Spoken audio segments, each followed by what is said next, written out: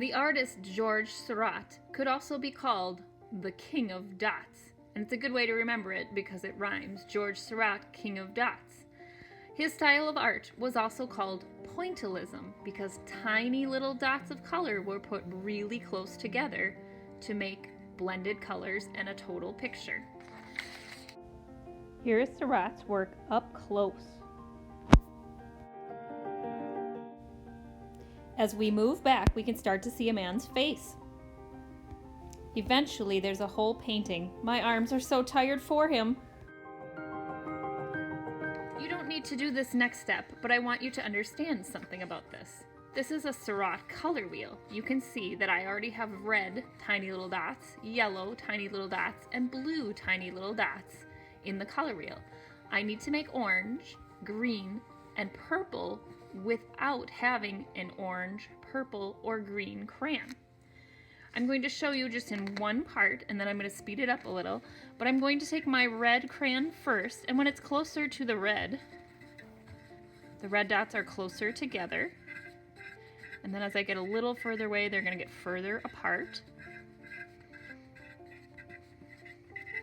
And I may have to adjust how many dots I need later. Now I'm going to take my yellow crayon. Close to the yellow side, lots of them very close together. And as I get further apart, or further away, they get further apart.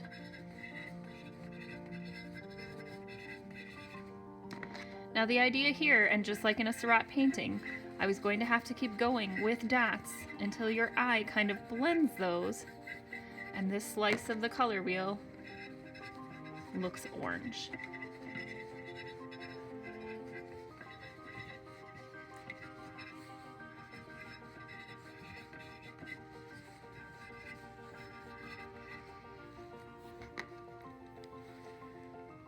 I'm going to continue to do that in the other spots on the Seurat color wheel.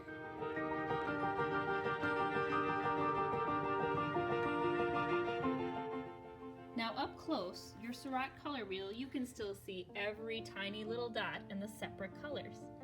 As you back up from your image or from a Seurat painting, you can see, you start to see the illusion or the trick of orange, purple, and green a little bit more clearly.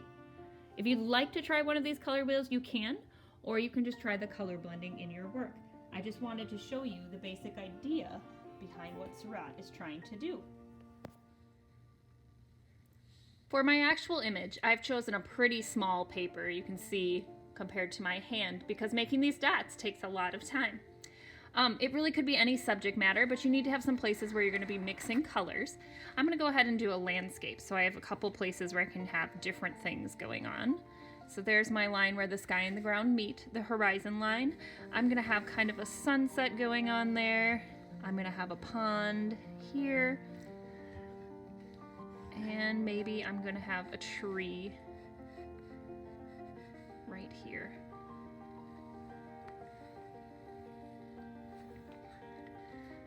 And then this is where my work begins, thinking about the Seurat color wheel and what dots I'm going to have to put in what places. I can just give you an example. For starters, I know I want the top of my tree green, so I know I'm going to need yellow and blue dots to create that illusion.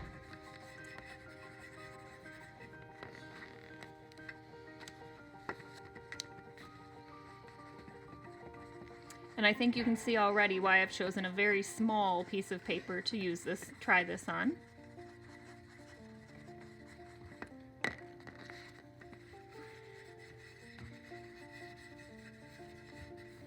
I'm going to continue to work on this in time lapse so you can see me making all the colored dots and getting those different areas to blend with just small dots of color. This would also work with finger paints, possibly dots of watercolor if you have those materials available to you.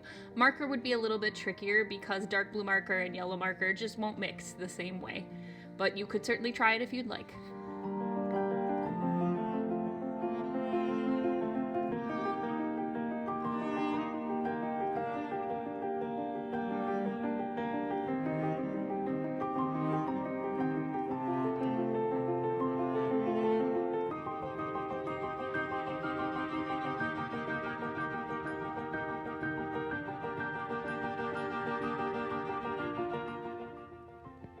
So here you can see, if you're up close to my picture, it really looks like a lot of little wavy lines, squiggles and scriggles.